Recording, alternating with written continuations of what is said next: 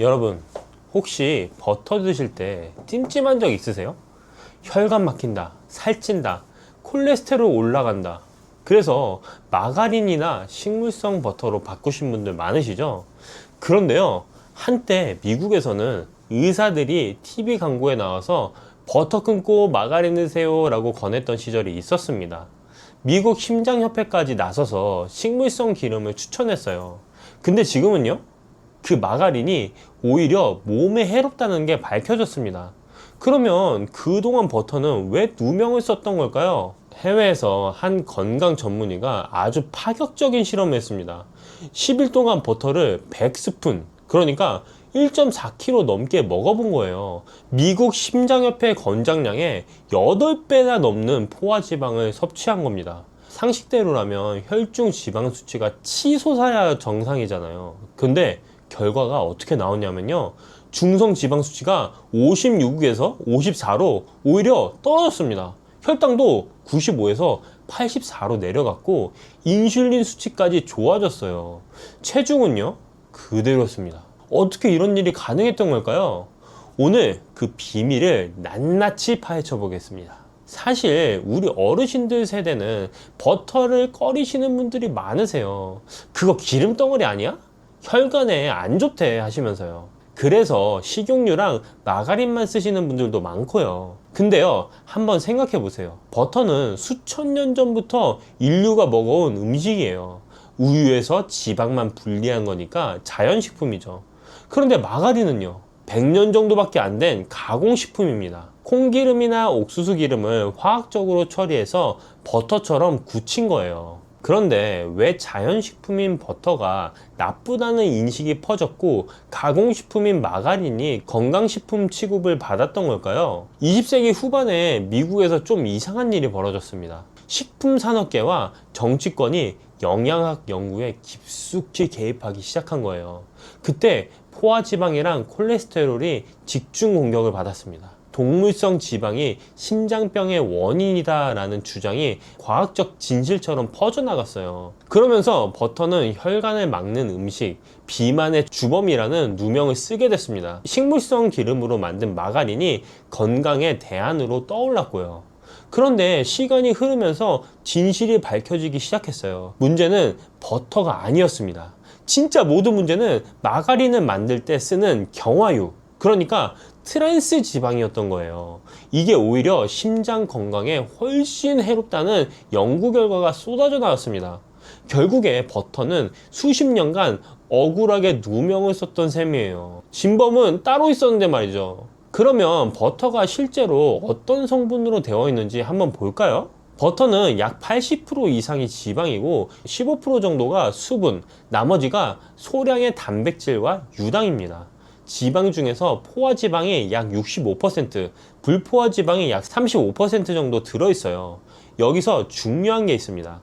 모든 지방식품에는 포화지방과 불포화지방이 섞여 있어요. 올리브유에도 포화지방이 있고 버터에도 불포화지방이 있습니다.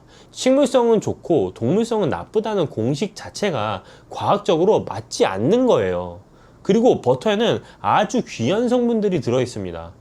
부티르산이라는 단쇄 지방산이 있는데요, 이게 장 건강에 도움을 줍니다. 비타민 A도 풍부하고 비타민 D, E, K2도 소량 들어있어요. 특히 목초를 먹인 소의 우유로 만든 버터는 색깔이 더 노란데 그 이유가 풀에서 온 카로티노이드 성분 때문입니다. 그래서 좋은 버터는 단순한 지방 덩어리가 아니라 지용성 비타민을 공급해주는 기능성 식품이라고 볼 수 있어요. 그래, 성분이 좋다는 건 알겠어. 근데 실제로 먹으면 뭐가 달라지는데? 실제로 버터를 꾸준히 드시는 분들 후기를 보면요, 공통적으로 나온 얘기가 있습니다. 포만감이 확실히 다르다는 거예요. 아침에 달걀 요리에 버터 한 조각 넣어서 드시면 점심때까지 허기가 훨씬 덜하다고 하세요. 그리고 에너지 레벨이 안정된다는 분들도 많습니다. 밥이나 빵처럼 탄수화물 위주로 드시면 식후에 졸리고 오후에 축 처지잖아요. 근데 좋은 지방을 충분히 드시면 그런 기복이 줄어든다고 해요. 특히 여성분들 중에 생리 전에 식욕이 폭발하는 분들, 단 거 찾게 되는 분들 계시죠? 그런 분들이 아침에 버터를 조금씩 드시기 시작하면서 식욕이 훨씬 안정됐다는 후기가 많습니다. 혈당을 급격히 올리지 않으면서 포만감을 주기 때문에 그런 효과가 나타나는 거예요. 아까 말씀드린 해외 건강 전문의 실험 얘기부터 좀 더 자세히 해드릴게요. 이분이 10일 동안 버터 100스푼을 드시면서 다른 음식도 함께 드셨는데요. 총 칼로리의 78%를 지방에서 15%를 단백질에서 탄수화물은 고작 7%만 드셨습니다. 거의 지방 위주 식단이었죠. 결과가 어땠냐면요. 중성 지방이 56에서 54로 떨어졌습니다. 일반적으로 건강한 수치가 100 미만인데 이미 좋은 상태에서 더 좋아진 거예요. 인슐린 저항성 지표도 0.82에서 0.58로 개선됐고요. 몸무게는 85kg 그대로였습니다. 물론 이건 극단적인 실험이고 모든 분께 똑같이 적용되는 건 아닙니다.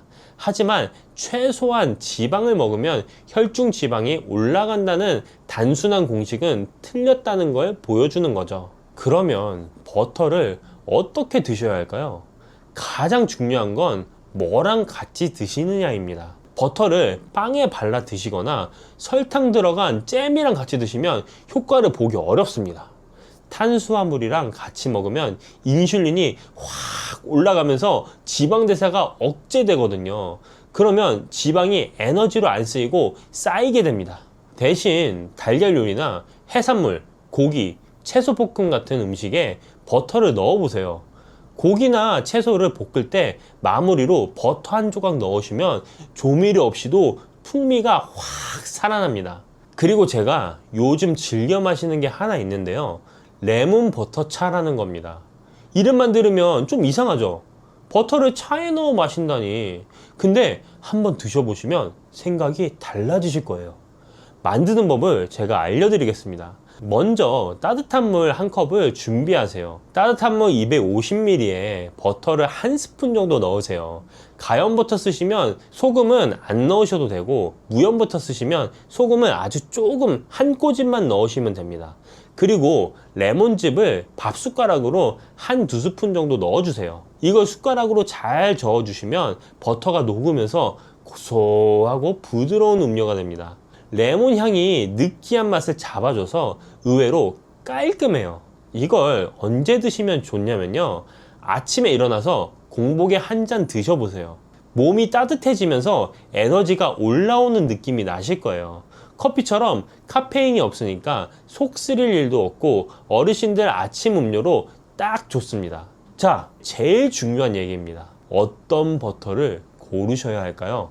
마트에 가시면 버터처럼 생긴 게 참 많죠. 근데 이름만 버터지 진짜 버터가 아닌 것들이 꽤 있습니다. 원재료를 꼭 확인하셔야 돼요. 진짜 버터는 원재료에 유크림만 적혀 있거나 많아야 소금, 젖산균 정도만 들어갑니다. 근데 원재료에 식물성 유지, 대두유, 경화유, 야자 경화유, 쇼트닝 같은 단어가 보이면요. 그건 버터가 아니라 가짜 버터입니다. 그래서 저는 우리나라 브랜드 버터보다 추천드리는 게 따로 있어요. 제가 쓰는 버터 말씀드릴게요. 가성비로는 웨스트 골드 버터가 가장 좋습니다. 뉴질랜드산 목초 버터인데 가격이 착해요. 조금만 더 풍미를 원하시면 루어팍 무염 버터 추천드립니다. 덴마크산 발효 버터라 고소한 맛이 진해요. 더 비싼 제품들도 있는데 그건 확실히 가격값을 합니다. 궁금하신 분들은 영상 아래 더보기란에 정리해뒀으니 확인해보세요. 그런데 버터도 유제품이잖아요. 나는 우유만 먹어도 배가 아파 하시는 분들 계시죠? 그런 분들은 기버터를 드세요. 기버터는 일반 버터를 오래 끓여서 수분이랑 단백질, 유당을 다 제거한 거예요. 거의 순수한 지방이라서 유제품 민감하신 분들도 괜찮은 경우가 많습니다. 인도에서는 약처럼 쓸 정도로 귀하게 여기는 식품이에요. 제가 좋은 얘기만 드렸는데 주의하실 점도 있습니다. 첫 번째, 탄수화물이랑 같이 드시면 안 됩니다. 빵에 버터 발라 드시고 밥이랑 같이 드시고 이러면 버터의 좋은 점을 못 누려요. 꼭 단백질이나 채소 위주 식사에 곁들여 드세요. 둘째, 평소에 기름진 음식을 드신다면 속이 불편하신 분들은 천천히 시작해야 합니다. 소화 기능이 약하신 분들이 갑자기 버터를 많이 드시면 부담이 될 수 있어요. 처음에는 반 스푼 정도로 조금씩 시작해 보세요. 셋째, 드시고 나서 몸 반응을 잘 살펴보세요. 속이 편하고 에너지가 좋아지면 괜찮은 거고, 불편하면 양을 줄이거나 기버터로 바꾸셔야 합니다. 버터는 수십 년간 억울하게 누명을 썼습니다. 진짜 문제는 버터가 아니라 경화유로 만든 가짜 버터였어요.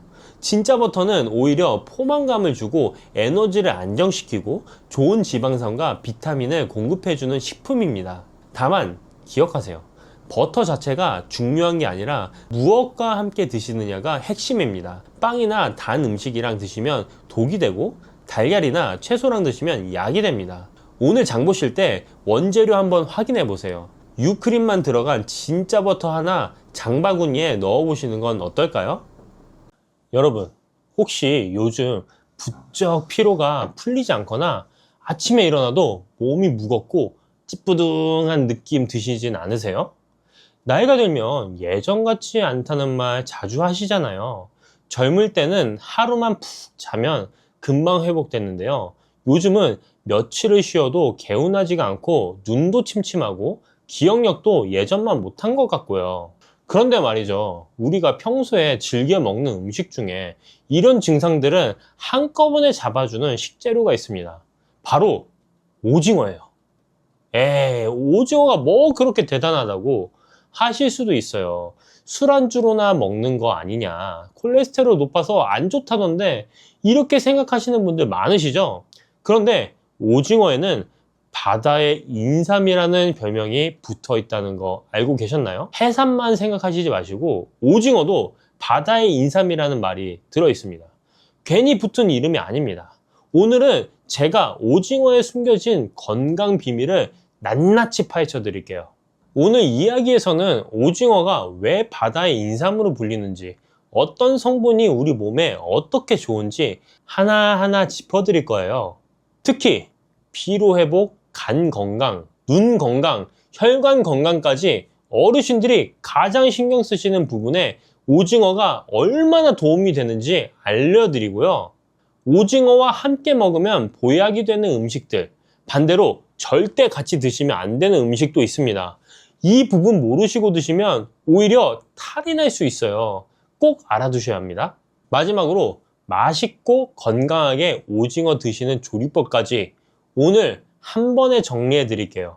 나이가 들면 여기저기 불편한 곳이 하나둘씩 생기게 마련이에요. 아침에 눈 뜨면 개운하기는커녕 온몸이 무겁고 조금만 움직여도 금방 지치고요. 눈은 침침해서 신문 글씨가 잘 안 보이고 가끔 깜빡깜빡 잊어버리는 것도 많아지셨을 거예요. 그냥 나이 들면 다 그런 거지 뭐 하고 넘기기가 쉬운데요. 사실 이런 증상들이 계속 쌓이면 더 큰 문제로 이어질 수 있습니다. 만성 피로가 계속되면 면역력이 떨어지고 눈이 계속 나빠지면 일상생활이 불편해지고 기억력 감퇴가 심해지면 치매 위험까지 높아질 수 있거든요. 그래서 평소 식습관으로 미리미리 관리하는 게 정말 중요합니다. 왜 이런 증상들이 생기는 걸까요? 나이가 들면 우리 몸에서 여러 가지 변화가 일어납니다. 우선 간 기능이 예전만 못해져요. 간은 우리 몸의 해독 공장인데 이 기능이 떨어지면 피로 물질이 잘 안 빠지고 쌓이게 됩니다. 그러니까 자도 피곤한 거예요. 눈도 마찬가지입니다. 나이가 들면 망막세포가 약해지고 눈을 보호하는 항산화 물질도 줄어들어요. 그래서 눈이 쉽게 피로해지고 침침해지는 거죠. 뇌도 빼놓을 수 없어요. 뇌세포막을 구성하는 좋은 지방이 부족해지면 기억력과 인지 기능이 떨어집니다. 특히 DHA라는 성분이 부족하면 치매 위험도 높아진다고 해요. 여기에 운동 부족, 불규칙한 식습관, 스트레스까지 더해지면 문제가 더 커지고요. 그런데 이런 문제들을 한꺼번에 도와줄 수 있는 성분이 있습니다. 바로 타우린과 DHA예요. 그리고 이 두 가지가 아주 풍부하게 들어있는 식품이 바로 오징어입니다. 자, 이제 본격적으로 오징어가 왜 바다의 인삼인지 알려드릴게요. 첫 번째, 간 건강과 피로 회복에 탁월합니다. 오징어에는 타우린이라는 성분이 아주 풍부해요. 100g당 300에서 400mg이나 들어있는데 이게 같은 양의 소고기보다 무려 10배 이상 많은 양입니다. 대한간학회지에 발표된 연구에 따르면 타우린은 간세포를 보호하고 독소를 중화시키는 역할을 합니다. 술 드신 다음날 해장국에 오징어 넣어 드시면 속이 풀리는 게 다 이유가 있는 거예요. 타우린은 또 근육에 쌓인 피로 물질인 젖살을 분해해서 피로 회복을 도와줍니다. 요즘 에너지 음료에 타우린이 꼭 들어가는 이유가 바로 이것 때문이에요. 두 번째, 눈 건강을 지켜줍니다. 타우린은 우리 눈의 망막에도 아주 많이 존재하는 성분이에요. 빛에 의한 산화 스트레스로부터 망막을 보호해 주거든요. 일본 안과학회지 연구에서는 타우린이 당뇨병성 망막증 진행을 늦추는데 효과가 있다고 보고했습니다. 눈이 침침하고 쉽게 피로해지시는 분들께 오징어가 특히 좋은 이유가 여기 있어요. 세 번째, 두뇌 건강과 기억력에 도움이 됩니다. 오징어에는 DHA라는 오메가3 지방산이 100g당 약 140mg이 들어있어요. DHA는 뇌세포막의 주요 구성 성분으로 기억력과 인지기능 유지에 꼭 필요한 영양소입니다. 한국영양학회지 연구에서는 DHA를 꾸준히 섭취하면 노년기 인지기능 저하를 늦출 수 있다고 밝혔어요. 치매 예방에도 연관이 있다고 하니 일주일에 두세 번 오징어 드시면 뇌 건강 유지에 충분한 양을 섭취하실 수 있습니다. 네 번째, 혈관 건강에도 좋습니다. 오징어에 들어있는 EPA와 DHA 같은 오메가3 지방산은 혈중 중성지방 수치를 낮추고 혈액순환을 개선해요. 미국 심장학회 자료에 따르면 오메가3 지방산은 동맥경화 진행을 억제하고 혈압을 낮추는 효과가 있습니다. 타우린 역시 혈관을 이완시켜 고혈압 예방에 도움이 되고요. 다섯 번째, 빈혈 예방에 효과적입니다. 오징어에는 비타민 B12가 풍부해요. 100g만 드셔도 하루 권장량을 거의 채울 수 있을 정도입니다. 비타민 B12는 적혈구 생성에 꼭 필요한 영양소인데 특히 위장 흡수 기능이 떨어진 어르신들께서 부족해지기 쉬운 영양소예요. 오징어를 꾸준히 드시면 빈혈 예방에 큰 도움이 됩니다. 여섯 번째, 다이어트와 근육 유지에 좋습니다. 오징어는 고단백 저칼로리 식품의 대표 주자예요. 100g당 약 85kcal 밖에 안 되는데 단백질은 18g이나 들어있거든요. 닭가슴살이랑 비슷한 수준이에요. 특히 나이가 들면 근육이 자연스럽게 줄어드는데 이걸 근감소증이라고 해요. 충분한 단백질 섭취가 이 근감소증을 예방하는데 아주 중요합니다. 이렇게 좋은 오징어 어떻게 드셔야 더 효과적일까요? 제가 맛있고 건강하게 드시는 방법을 알려드릴게요. 함께 먹으면 좋은 음식부터 말씀드릴게요. 첫 번째, 무입니다. 무에 들어있는 디아스타제라는 소화 효소가 오징어의 단백질 소화를 도와줘요. 또 무의 식이섬유가 콜레스테롤 흡수를 억제해주기도 하고요.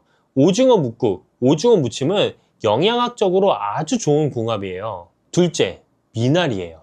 미나리는 해독작용이 뛰어나서 오징어와 함께 먹으면 간 건강에 시너지 효과가 납니다. 오징어 미나리 초무침, 전통적으로 사랑받아온 조합인데 다 이유가 있는 거예요. 셋째, 양배추입니다. 양배추에 들어있는 비타민 U가 위 점막을 보호해줘요. 오징어가 소화가 좀 어려운 편인데 양배추와 함께 드시면 위장 부담을 줄일 수 있습니다. 네 번째는 부추예요. 부추는 몸을 따뜻하게 해주는 성질이 있어서 차가운 성질의 오징어와 균형을 맞춰줍니다. 오징어 부추볶음은 스테미나 음식으로도 유명하죠. 자, 다섯 번째, 레몬이나 식초입니다. 산 성분이 오징어의 단백질을 부드럽게 해서 소화를 돕고 비타민C가 철분 흡수율을 2배에서 3배 정도 높여줘요. 오징어 회 드실 때 레몬즙 뿌려 드시면 맛도 좋고 영양 흡수도 좋아집니다. 적정 섭취량도 알려드릴게요. 일반적으로 일주일에 2에서 3회, 한 번에 100에서 150g 정도가 적당합니다. 대략 오징어 한 마리가 200에서 300g 정도 되니까 반마리에서 한 마리 정도 드시면 돼요. 건강한 조리법 4가지를 소개해 드리겠습니다. 첫 번째, 오징어 뭇국입니다. 물을 나박썰기에서 먼저 끓이다가 무가 반쯤 익으면 손질한 오징어를 넣어주세요. 국간장으로 간하고 대파, 마늘을 넣으면 완성이에요. 무의 소화 효소가 오징어 소화를 돕고 국물이라 소화 부담도 적어서 어르신들께 특히 좋습니다. 자, 두 번째는 오징어 미나리 초무침이에요. 오징어를 끓는 물에 살짝 데쳐서 먹기 좋게 썰고 미나리는 5cm 길이로 잘라주세요. 초고추장에 버무리면 새콤달콤하니까 입맛도 돋우고 간 건강에도 좋은 반찬이 됩니다. 자, 세 번째, 오징어 양배추 볶음입니다. 오징어에 칼집 넣어서 먹기 좋게 썰고 양배추, 양파, 당근을 채 썰어서 함께 볶아주세요. 간장과 굴소스로 간하면 밥 반찬으로 그만이에요. 양배추의 비타민 U가 위 건강을 지켜줍니다. 자, 네 번째, 오징어 콩나물밥이에요. 쌀 위에 콩나물을 올리고 그 위에 손질한 오징어를 올려서 밥을 지으세요. 양념장 만들어서 비벼서 드시면 한 그릇으로 단백질, 탄수화물, 식이섬유를 균형 있게 드실 수 있어요. 콩나물에 아스파라긴산이 피로회복까지 도와줍니다. 이렇게 좋은 오징어지만 몇 가지 조심해야 할 부분도 있습니다. 이 부분을 꼭 알아두세요. 자, 첫 번째, 감과 함께 드시면 안 됩니다. 이거 정말 중요해요. 감에 들어있는 탄닌이라는 성분이 오징어의 단백질과 결합하면 위장에서 돌처럼 굳어지는 위석이 생길 수 있습니다. 실제로 60대 여성분이 오징어회 드시고 후식으로 곶감을 여러 개 드셨다가 심한 복통으로 병원에 가셨는데 위에 돌이 생겨서 내시경으로 제거한 사례가 있어요. 오징어 드시고 최소 2시간에서 3시간은 감 드시지 마세요. 특히 곶감이나 떫은 감에 탄닌이 더 많이 있습니다. 자, 둘째는 녹차나 홍차도 같은 이유로 주의가 필요합니다. 녹차와 홍차에도 탄닌이 들어있거든요. 오징어 드시면서 진한 차를 함께 마시면 소화가 잘 안 되고 단백질 흡수율도 떨어집니다. 차는 식후 30분에서 1시간 지나서 드시는 게 좋아요. 자, 셋째, 콜레스테롤 걱정하시는 분들께 말씀드릴게요. 오징어에 콜레스테롤이 좀 있는 건 사실이에요. 100g에서 250mg 정도 들어있거든요. 그런데 최근 연구에서는 음식으로 먹는 콜레스테롤이 혈중 콜레스테롤에 미치는 영향이 생각보다 적다는 결과가 나오고 있어요. 미국 식이지침에서도 2015년부터 콜레스테롤 섭취 제한 권고를 삭제했습니다. 다만 고지혈증이 있으신 분들은 일주일에 한 번에서 두 번, 한 번에 100g 정도 적당히 드시고 내장 부분은 피해서 드시는 게 좋겠습니다. 자, 넷째, 소화 기능이 약하신 분들은 조리법에 신경 쓰세요. 오징어가 좀 질긴 편이라서 소화에 부담이 될 수 있어요. 잘게 썰어서 충분히 씹어 드시거나 국이나 찌개처럼 부드럽게 조리해서 드시는 게 좋습니다. 무나 양배추처럼 소화를 돕는 채소와 함께 드시면 더 좋고요.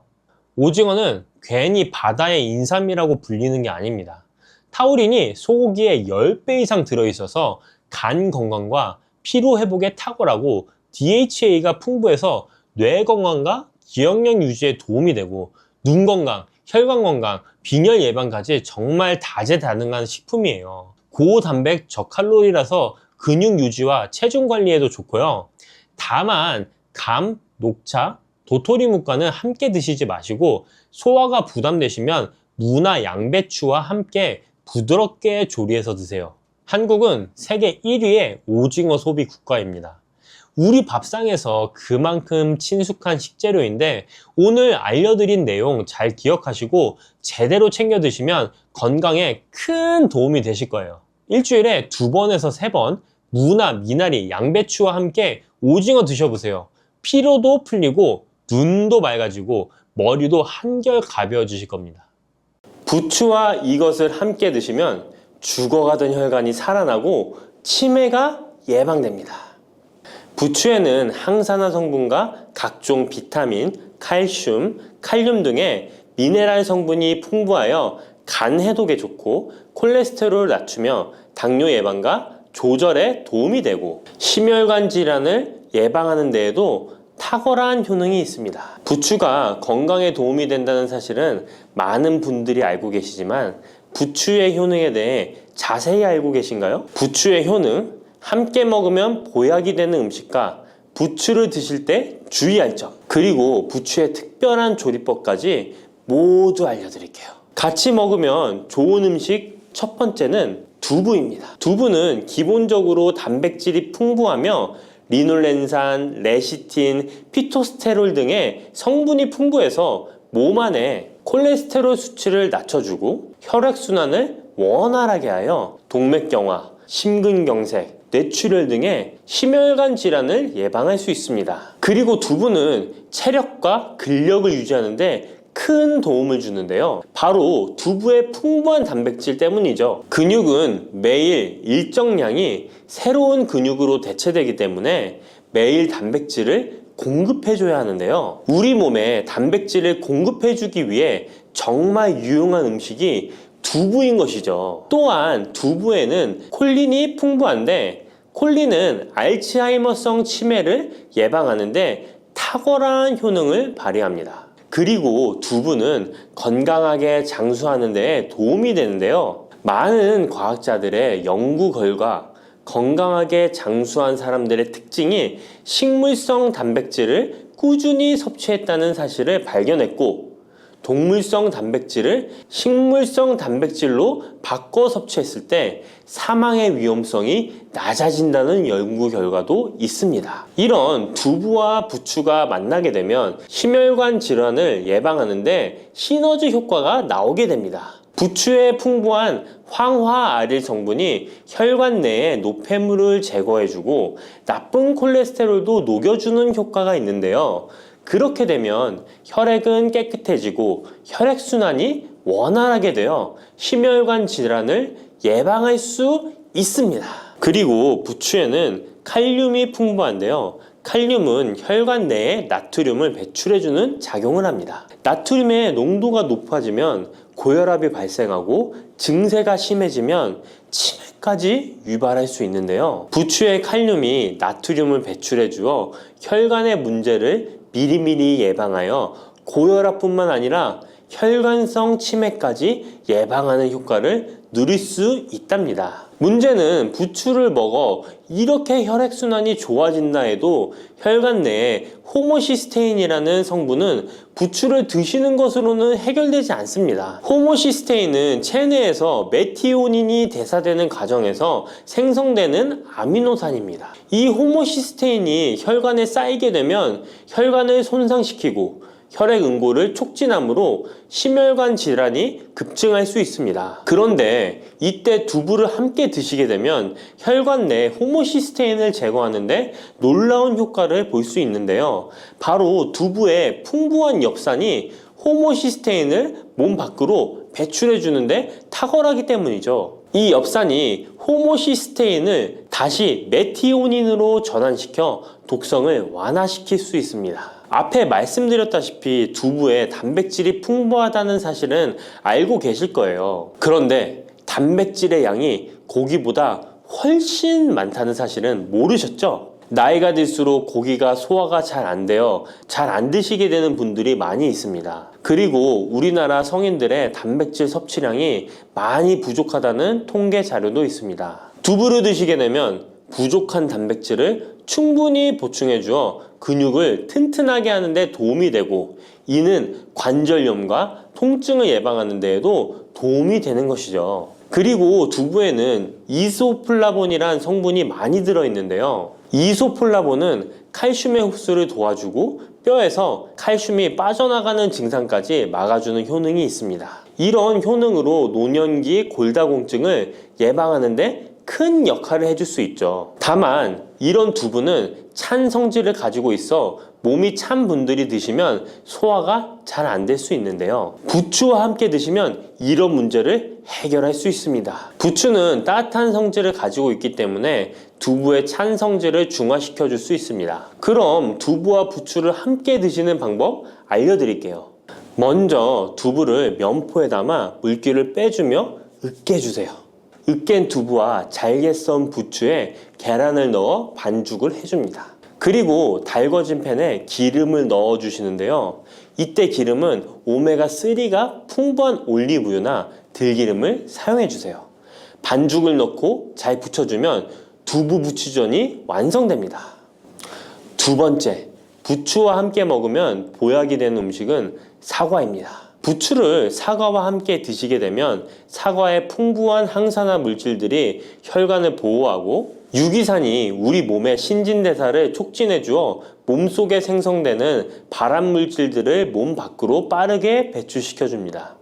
부추의 효능 중 가장 중요한 것 중에 하나가 바로 이 항암 효과인데요. 부추에 있는 다양한 영양 성분과 식이섬유, 항산화 물질들 덕분이죠. 부추에는 비타민 A, 비타민 C와 같은 항산화 물질이 풍부합니다. 이 항산화 물질은 세포를 손상시키고 염증을 유발하며 노화를 촉진하는 활성산소를 제거하는 역할을 해주고 암세포의 활성을 억제하는 효능이 있습니다. 특히 비타민 A는 면역체계를 강화시켜주어 우리 몸이 암세포와 싸워 이길 수 있는 힘을 높여주는 역할을 해준답니다. 세포를 손상시키는 주범에는 프리라디칼이란 물질이 있는데요. 프리라디칼의 체내 농도가 높아지면 암세포의 발생이 급격하게 올라가게 됩니다.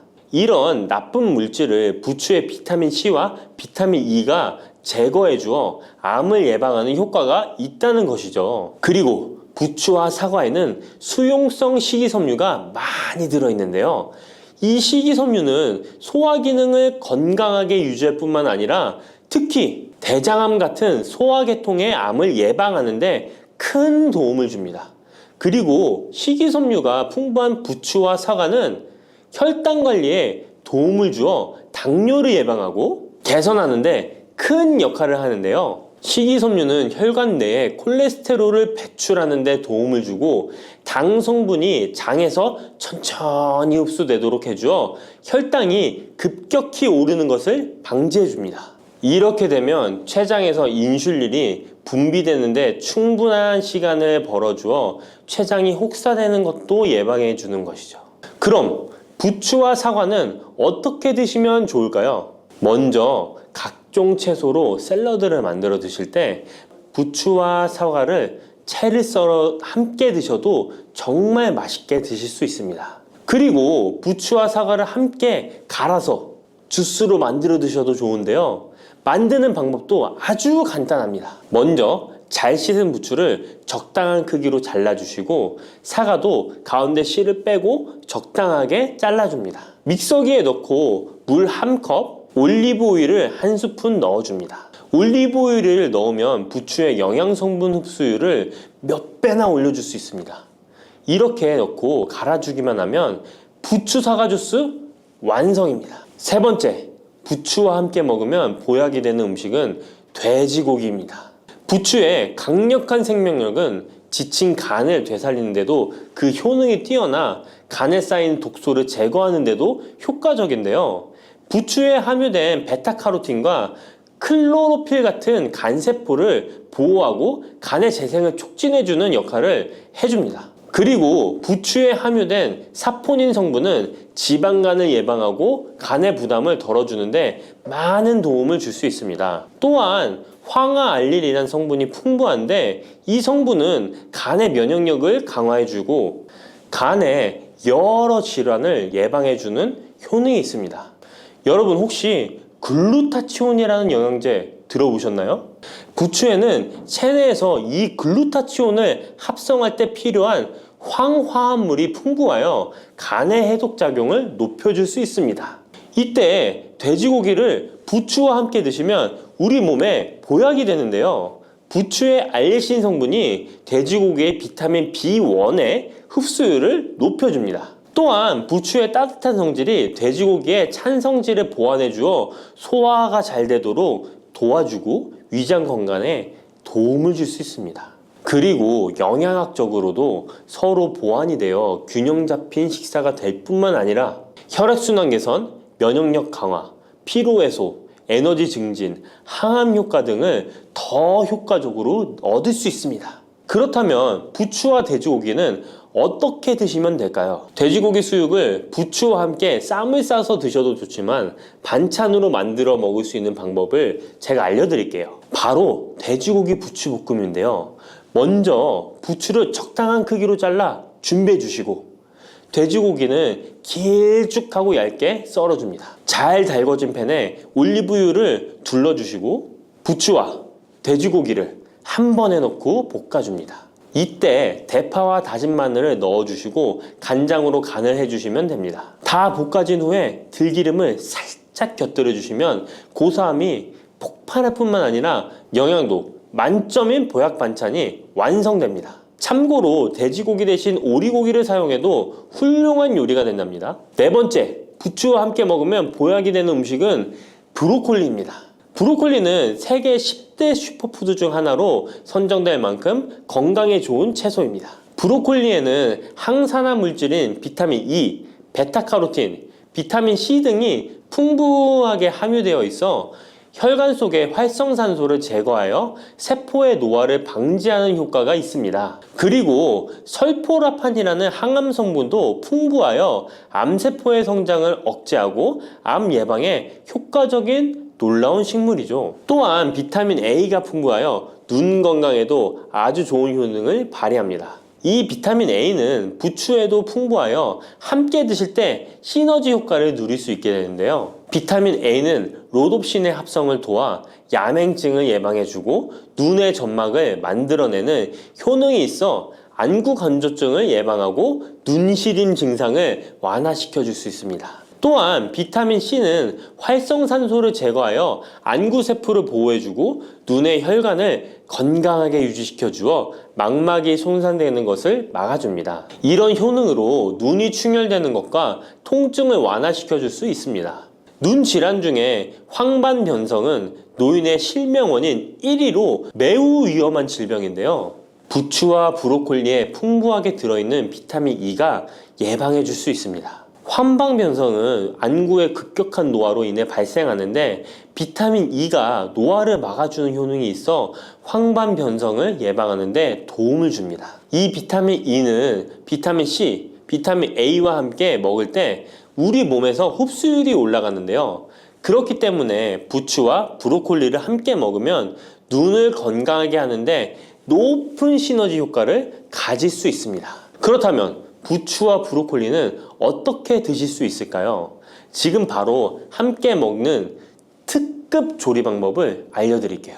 잘 씻은 부추를 적당 크기로 잘라 준비하고 브로콜리는 송이를 나누어 끓는 물에 부추와 함께 살짝 데쳐줍니다. 데친 부추와 브로콜리는 찬물에 헹군 후에 물기를 제거합니다. 간장, 식초, 설탕, 다진 마늘, 참기름을 섞어 양념장을 만들어 부추와 브로콜리를 골고루 묻혀줍니다. 마지막으로 통깨를 뿌려주면 맛있는 부추 브로콜리 무침이 완성됩니다. 이렇게 몸에 좋은 부추도 주의해야 할 사항이 있습니다. 돼지고기와 함께 먹을 때는 좋지만 소고기와는 함께 먹지 않는 것이 좋습니다. 소고기는 부추와 비슷하게 따뜻한 성질을 가지고 있습니다. 부추와 함께 드시게 되면 뜨거운 성질이 강화되어 위와 장 등의 소화기관에 강한 자극을 주게 되어 소화불량을 일으키고 복통이나 설사를 유발할 수 있습니다. 너무 많이 드시게 되면 그 열로 인해 두통과 불면증까지 오는 경우도 있습니다. 그리고 신장 기능이 약하신 분들도 부추를 드실 때 주의하시는 게 좋은데요. 그 이유는 부추의 풍부한 칼륨 때문입니다. 칼륨이 몸속에 나트륨을 배출해주는 효능이 있지만 신장이 약하신 분들이 부추를 과하게 드시게 되면 많은 양의 칼륨이 몸에 들어오게 되고 약한 신장이 칼륨을 몸 밖으로 잘 배출해주지 못하게 됩니다. 그렇게 되면 고칼륨 혈증이 나타나 근육이 약화될 수 있고 심장 박동이 불규칙해질 수 있으며 심하면 호흡곤란을 초래하기도 합니다. 따라서 신장 질환이 있으신 분들은 몸 상태를 보면서 소량씩 드시는 게 좋겠습니다. 요즘 깜빡깜빡 하는 일이 부쩍 늘지 않으셨나요? 분명 뭘 하려고 방에 들어왔는데 막상 들어오니까 뭘 하려고 했는지 기억이 안 나는 거예요. 뭐였더라? 한참을 서 있다가 다시 나오고 이런 경험들 한두 번이 아니시죠? 그런데요, 이런 분들에게 아주 반가운 소식이 있습니다. 올해 초 미국에서 발표된 연구 결과가 있는데요. 어떤 과일을 꾸준히 드시는 분들의 기억력 테스트했는데 성적이 올라갔다는 겁니다. 그것도 50대, 60대 분들이요. 그 과일이 뭐냐고요? 바로 딸기입니다. 네, 우리가 흔히 먹는 그 딸기요. 빨갛고 새콤달콤한 그 딸기가 사실은 머리를 맑게 해주는 아주 특별한 과일이었던 겁니다. 혹시 딸기 하면 그냥 맛있는 과일, 아이들이 좋아하는 과일 정도로만 생각하셨나요? 오늘 이야기를 들으시고 나면 딸기를 다시 보시게 될 겁니다. 오늘은 딸기 이야기를 좀 깊이 해보려고 합니다. 딸기가 우리 몸에 어떻게 좋은지, 특히 나이 드신 분들께 왜 더 좋은지 그 과학적인 이유부터 차근차근 알려드릴게요.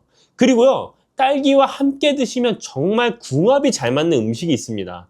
이걸 같이 드시면 뼈 건강까지 챙길 수 있어요. 골다공증 걱정되시는 분들, 이 조합 꼭 기억해 주세요. 반대로 딸기랑 절대 같이 드시면 안 되는 것도 있습니다.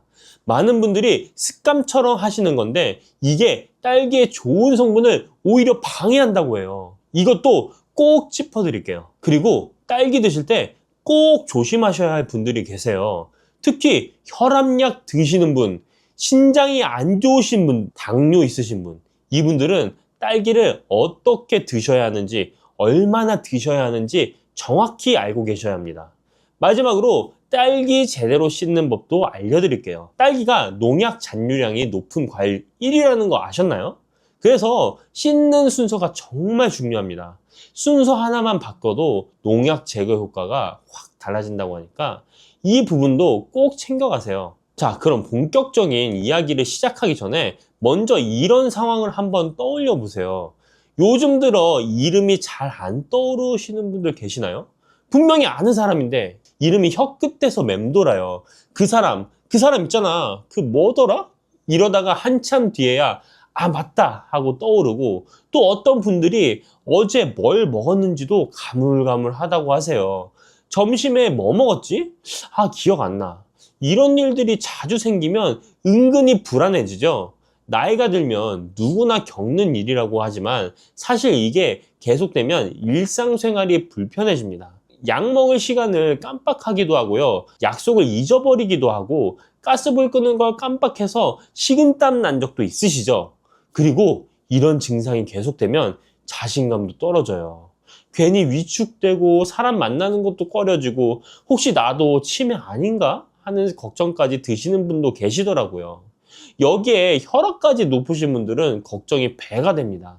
고혈압이 오래되면 뇌혈관에도 영향을 준다고 하니까요. 머리가 자주 띵하고 어지럽기도 하고, 이런 증상들 그냥 나이 탓이겠거니 하고 넘기기 쉽습니다. 하지만 가만히 두면 점점 더 심해질 수 있어요. 그래서 미리미리 관리하는 게 중요합니다. 그렇다면 왜 나이가 들면 이런 증상이 생기는 걸까요? 우리 뇌는 나이가 들면서 조금씩 변화합니다. 뇌세포 사이의 연결이 느슨해지고 정보를 전달하는 속도도 느려져요. 이건 자연스러운 노화 현상입니다. 그런데 문제는 여기서 활성산소라는 녀석이 끼어든다는 겁니다. 활성산소는 우리가 숨 쉬고 음식을 소화하는 과정에서 자연스럽게 생기는 물질인데요. 젊을 때는 몸에서 이걸 잘 처리합니다. 그런데 나이가 들면 이 활성산소를 처리하는 능력이 떨어져요. 그러면 활성산소가 뇌세포를 공격합니다. 세포막을 손상시키고 세포 안에 중요한 물질들을 망가뜨려요. 이렇게 쌓이면 기억력이 떨어지고 인지 기능이 저하되는 겁니다. 혈관도 마찬가지예요. 활성산소가 혈관벽을 손상시키면 혈관이 딱딱해지고 혈압이 올라갑니다. 뇌로 가는 혈류도 원활하지 않게 되고요. 여기에 식습관까지 안 좋으면 문제가 더 커집니다. 채소나 과일을 잘 안 드시고 기름진 음식을 많이 드시면 몸속 염증이 늘어나요. 이 염증도 뇌 건강에 안 좋습니다. 결국 노화 자체를 막을 수는 없지만 활성산소를 잡아주고 염증을 줄여주는 음식을 잘 챙겨 드시면 뇌 건강을 지키는 데 도움이 됩니다. 이 역할을 아주 잘 해주는 과일이 있어요. 네, 오늘의 주인공 딸기입니다. 딸기가 뇌 건강에 좋다는 건 그냥 하는 말이 아닙니다. 올해 발표된 연구 결과가 이걸 과학적으로 증명했거든요. 2025년 3월, 바로 작년이죠. 미국 샌디에고 주립학교 연구팀이 국제학술지에 발표한 연구가 있습니다. 이 연구는 65세 이상 건강한 성인 35명을 대상으로 8주간 진행됐어요. 참가자들은 매일 동결건조 딸기 분말을 섭취했는데요. 이게 신선한 딸기로 치면 하루에 320g 정도 되는 양입니다. 중간 크기 딸기로 20개 정도 된다고 보시면 됩니다. 8주 후에 어떤 결과가 나왔냐면요.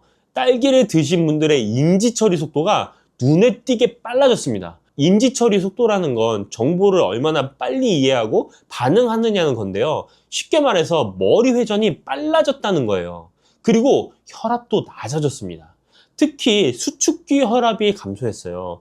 고혈압 걱정되시는 분들께 정말 반가운 소식이죠. 같은 해 1월에는 미국 신시내티 대학교에서도 비슷한 연구 결과를 발표했습니다. 이 연구는 50세에서 65세 사이에 약간의 인지기능 저하가 있는 분들 대상으로 했는데요. 딸기를 꾸준히 드시는 분들이 기억력 테스트에서 성적이 올라갔고 우울증 상도 줄었다고 합니다.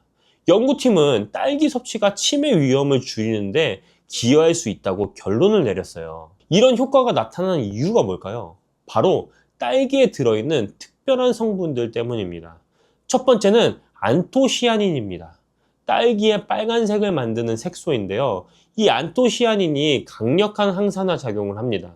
아까 말씀드린 활성산소, 이걸 잡아주는 거예요. 뇌세포를 보호하고 혈관도 깨끗하게 해줍니다. 두 번째는 비타민 C입니다. 딸기의 비타민 C 함량은 정말 대단해요. 레몬의 2배, 귤의 1.5배, 사과의 무려 10배나 됩니다. 중간 크기 딸기 5개에서 6개만 드셔도 하루 필요한 비타민 C를 다 채울 수 있어요. 비타민 C도 강력한 항산화제입니다. 면역력을 높여주고 피부 건강에도 좋고요. 스트레스 받을 때 체내에서 비타민 C가 많이 소모되는데 딸기로 이걸 보충할 수 있습니다. 세 번째는 엘라그산이라는 성분입니다. 이건 암세포의 성장을 억제하는 효과가 있다고 알려져 있어요. 물론 딸기만 먹어서 암을 예방할 수는 없지만 건강한 식단의 일부로 딸기를 드시면 도움이 됩니다. 그리고 딸기에는 펙틴이라는 식이섬유도 풍부합니다. 펙틴은 장에서 수분을 흡수해서 변을 부드럽게 만들어줘요. 변비 있으신 분들께 정말 좋습니다. 장이 편해지니까 아침마다 속이 가볍고 기분도 좋아지시더라고요. 눈 건강에도 좋습니다. 안토시아닌이 망막의 시각색소 재생을 도와줘요. 어두운 데서 잘 안 보이시는 분, 눈이 쉽게 피로해지시는 분들께 딸기가 도움이 됩니다. 이렇게 좋은 점이 많은데 열량은 어떨까요? 딸기 100g에 고작 27칼로리밖에 안 됩니다. 부담 없이 드실 수 있는 거예요. 자, 그러면 딸기를 어떻게 드시는 게 좋을까요? 실제로 생활에서 활용하실 수 있는 방법을 알려드릴게요. 가장 좋은 방법은 생으로 드시는 겁니다. 딸기는 생으로 드실 때 영양소 흡수율이 가장 높아요. 특히 비타민 C는 열에 약해서 가열하면 상당 부분이 파괴됩니다. 신선한 딸기를 깨끗이 씻어서 그대로 드시는 게 최고입니다. 씹기가 불편하신 분들은 딸기를 작게 잘라서 드시거나 포크로 가볍게 으깨서 드셔도 됩니다. 그리고 딸기와 궁합이 정말 잘 맞는 음식이 있어요. 바로 우유입니다. 딸기에는 단백질이 부족한데 우유가 이걸 보충해 줍니다. 딸기의 신맛이 우유와 만나면 부드럽게 중화되고요. 더 중요한 건 딸기에 들어있는 구연산이 우유의 칼슘 흡수를 촉진한다는 것입니다. 골다공증 예방이 필요한 시니어분들에게는 딸기 우유는 맛과 건강을 동시에 챙길 수 있는 좋은 조합이에요. 딸기 5개에서 6개를 으깨거나 믹서기에 갈아서 우유 1컵과 섞으시면 됩니다. 단맛을 원하시면 꿀을 조금 넣으셔도 좋고요. 요거트와 함께 드시는 것도 추천드려요. 요거트의 유산균과 딸기의 식이섬유가 만나면 장 건강에 시너지 효과가 납니다. 아침에 플레인 요거트에 딸기 몇 개 얹어서 드시면 든든하고 건강한 한 끼가 됩니다. 여기에 아몬드나 호두 같은 견과류를 뿌리시면 더 좋아요. 오트밀에 딸기를 곁들이시는 것도 좋습니다. 오트밀을 끓여서 죽처럼 만든 다음에 불을 끄고 식힌 후에 딸기를 얹으세요. 딸기를 나중에 넣는 이유는 비타민C 손실을 막기 위해서입니다. 섭취량은 어느 정도가 적당할까요? 하루에 딸기 150g 정도, 중간 크기로 7개에서 8개 정도가 적당합니다.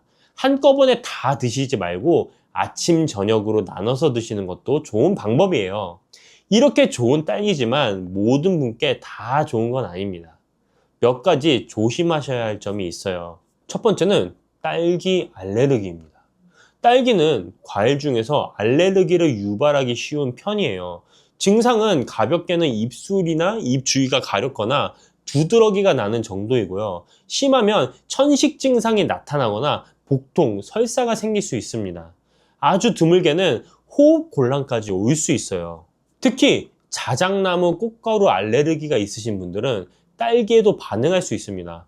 이건 꽃가루와 딸기에 비슷한 단백질 구조가 있어서 면역 체계가 혼동하기 때문이에요. 딸기를 처음 드시거나 오랜만에 드시는 분은 소량부터 시작하세요. 몇 개 드셔보시고 이상이 없으면 양을 점차 늘리시는 게 안전합니다. 둘째, 당뇨병 있으신 분들 주의하세요. 딸기는 혈당 지수가 32에서 40 정도로 낮은 편입니다. 혈당 지수 55 이하면 저혈당 식품으로 분류되니까 딸기는 당뇨병 환자분들도 드실 수 있는 과일이에요. 하지만 양 조절은 꼭 하셔야 됩니다. 당뇨병 환자분들은 딸기를 한 번에 150g, 중간 크기로 7개 정도만 드시고 하루에 1회에서 2회 정도로 제한하시는 게 좋습니다. 아무리 혈당 지수가 낮아도 많이 드시면 혈당이 올라갈 수 있거든요. 특히 조심하셔야 할 건 딸기 가공식품입니다. 딸기 우유, 딸기잼, 딸기 케이크 같은 건 설탕이 많이 들어가 있어서 혈당을 확 올릴 수 있어요. 당뇨병 있으신 분들은 이런 가공식품은 피하시고 신선한 딸기만 드시는 게 좋습니다. 세 번째, 신장 질환이 있으신 분들입니다. 딸기에는 칼륨이 들어있습니다. 건강한 분들께는 칼륨이 좋은 영양소예요. 혈압 조절하고 근육 기능에 도움이 되거든요. 그런데 신장 기능이 떨어진 분들은 칼륨을 제대로 배출하지 못합니다. 그래서 혈중 칼륨 농도가 높아질 수 있는데 이게 심장박동에 이상을 일으킬 수 있어요. 신장 질환이 있으신 분들은 딸기 드시기 전에 꼭 담당 의사 선생님과 상담하시기 바랍니다. 네 번째, 딸기랑 같이 드시면 안 되는 게 있습니다. 많은 분들이 딸기에 설탕을 뿌려서 드시는데요. 이건 권장하지 않습니다. 설탕이 체내에서 비타민 B1의 흡수를 방해하거든요. 비타민 B1은 탄수화물 대사와 신경 기능에 중요한 영양소입니다. 딸기 본연의 단맛을 즐기시거나 정 단맛을 더하고 싶으시면 설탕 대신에 꿀을 소량만 사용하세요. 다섯 번째, 농약 문제입니다. 미국 환경연구그룹 조사에 따르면 딸기는 농약 잔류량이 높은 과일 1위입니다. 딸기는 껍질을 벗기지 않고 먹고 표면에 작은 씨앗들이 박혀 있어서 농약이 남기 쉬운 구조예요. 그래서 딸기는 반드시 제대로 씻어서 드셔야 합니다. 올바른 세척 방법을 알려드리겠습니다. 가장 중요한 건 꼭지를 떼기 전에 씻는 겁니다. 꼭지 주변에 농약이 많이 남아있는데 꼭지를 먼저 떼면 그쪽으로 물과 함께 농약이 스며들 수 있어요. 반드시 꼭지가 붙어있는 상태에서 세척을 끝내시고 그 다음에 꼭지를 떼세요. 기본 세척 방법은 이렇습니다. 큰 볼에 물을 받아서 딸기를 1분 정도 담가 두세요. 가볍게 흔들어 주시고요. 그 다음에는 흐르는 물에 30초 정도 헹구시면 됩니다. 딸기를 세게 문지르시면 안 돼요. 무르니까 쉽게 상합니다. 농약 제거 효과를 높이려면 베이킹소다를 활용하세요. 물 1리터에 베이킹소다 한 큰술을 녹인 다음에 딸기를 5분에서 10분 정도 담가두세요. 그리고 흐르는 물에 깨끗이 헹구시면 됩니다. 베이킹소다의 알칼리 성분이 산성인 농약을 중화시켜서 농약 제거 효과가 약 2배 높아진다고 합니다. 소금물도 효과가 있어요. 물 1리터에 소금 20g 정도 녹여서 담갔다가 헹구시면 됩니다. 씻은 딸기는 바로 드시는 게 가장 좋습니다.